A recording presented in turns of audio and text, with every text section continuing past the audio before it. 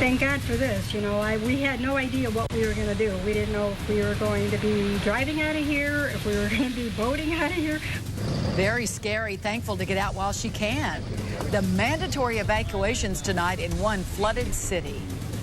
From the beaches to the bridges and all the cleanup in between, we're going to show you what's happening with TS Debby and where the storm center is now making landfall at this very moment. From Fox 13, the most powerful name in local news, this is the Fox 13 6 o'clock news. And good evening. I'm John Wilson. And I'm Kelly Ring. Thanks for joining us, everybody. And they're calling it a 100-year flood. It's affecting people in the Newport Richey area of Pasco County. They're going door to door to boats to evacuate people, and they can thank Tropical Storm Debby. We just can't shake the side effects of this storm. We're going to show you what's happening on the flooded streets in just a moment. The storm left a mark on our beaches, to be sure, by taking away thousands of tons of sand. We're getting a better idea tonight of just how bad the beach erosion is now and the years it could take to restore the coastline and put it back to the way it was. Plus, the latest with the situation on our highways now. It's still gusty out there. There's still bridge closures to deal with, the Skyway here. Jim Weber's watching the radar for us. So are we beginning to see the end of this stubborn storm? We finally are. We've got some good news that is now making landfall. Sounds a little funny to be talking about good news in a landfall, but once this moves on shore, it will start to weaken, and then it also starts that trek across the state, moving out into the Atlantic and out of our lives. So here's the 5 o'clock coordinates: 29.5 north, 83.4 west. Top winds are still at 40 miles an hour. But notice the motion after days of it sitting basically stationary. It's moving towards the east-northeast at 6 miles an hour. It's made landfall very close to Steinhatchee, and it will continue to make its way across the state through the overnight hours. So you can see by tomorrow morning at 2 o'clock in the morning, basically in the middle of the state, winds of 35 miles an hour. By tomorrow afternoon, it starts to move back out into the Atlantic, and that will pull all the rain, all the gusty winds away from us. It's still going to be breezy tomorrow. We'll still have some showers around, but conditions will start to improve as we go through the overnight hours. So we still do have the tropical storm warnings out for the entire area right now. Still some of those bands of rain making their way on shore. You can see the spin right there, actually seeing much calmer conditions right up towards the center. All the strong gusty winds are well displaced away from the center of the storm. Sky Tower Omni showing some of these bands right now into Manatee County, down into Sarasota. When these come through, you still will see those winds gusting up to 40 to 45 miles an hour, that driving rain, but it doesn't last all that long because these are racing on towards the east at about 45 to 50 miles an hour. We'll have much more on this. We'll talk about some of the flooding conditions coming up in a little bit, Kelly. Well, thank goodness it's finally making landfall, Jim. Well, let's show you where the evacuations are going on in Newport Richey right now. It's the area of Anclote River to the west, all the way east to Little Road, north to Plath Road, and the southern boundary begins at Perrine Ranch Road, up Seven Springs Boulevard, and across Mitchell Ranch Road. Let's go out now to Peter Linton Smith, and he's in one of the neighborhoods where people are being evacuated right now. Peter, how's it going? It's slow going, Kelly, because there are at least 7,000 addresses in this evacuation area. And of course, people have to go through water like this to get to all of those addresses. The problem is this is slow going. This is labor intensive. And the bottom line is when the water got about chest deep, well, the Pasco County Emergency Management said it was too dangerous for people to stay. Oh, we're just seeing if there's anybody waving, maybe needing some assistance. Florida Fish and Wildlife Officer Tracy Bontrager navigated through water 4 feet deep as he looked for people who may be trapped in their homes. This is one of a half-dozen neighborhoods in Pasco County's mandatory evacuation zone. Since Sunday, water levels in 2 nearby rivers has been steadily rising.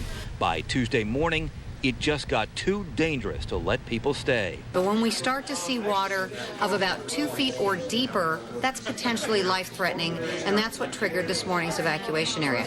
As soon as the order went out, hey, that's not in Mill Pond, that's in dozens of Pasco deputies, firefighters, fish and wildlife officers began the search for people who may have been trapped. This is an all-teams effort out here. We have our detectives out here right now. They're assisting with the rescue. We have our TNT teams. We have our narcotics units out there doing patrol efforts and unmarked vehicles. We have our patrol, which is at normal staffing right now. They're out there handling the calls for service. This is the Seven Springs Travel Park. Water is chest deep in some places. Many homes belong to snowbirds from the north. Hello, anybody home? but every house has to be searched. Some people are glad to get out. Thank God for this. You know, we had no idea what we were going to do. We didn't know if we were going to be driving out of here, if we were going to be boating out of here.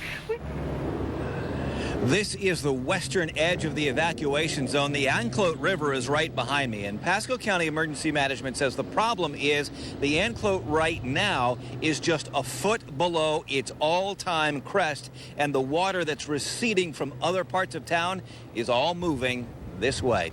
Kelly? Well, see, that's the problem. It doesn't seem to go down and then just keeps getting higher and higher. I know they're going to watch it very closely, and yep, they will. Hope things go smoothly. Thank you, Peter.